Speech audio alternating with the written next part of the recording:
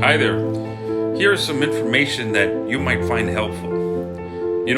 Buying a home is a big decision. Buying a home versus an existing home is an even bigger decision. Here are some advantages of buying a brand new home. Number one, new homes have modern floor plans.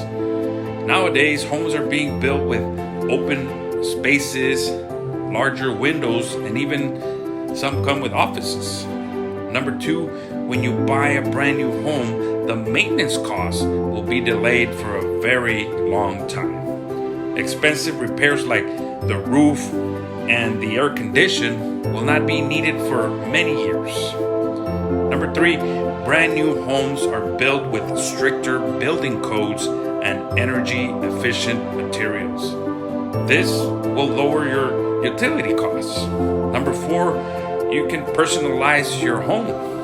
You'll be able to choose your colors, your styles, and many other things. And number five, a new home comes with a builder warranty. The materials, the workmanship, and some of the structural items will be guaranteed to last for a very long time. As you can see, there are a lot of advantages to buying a brand new home. Stay tuned because tomorrow I will talk about the disadvantages of buying a brand new home. Anyway, please let me know what other topics you want me to cover in a video for you. I'm here to help.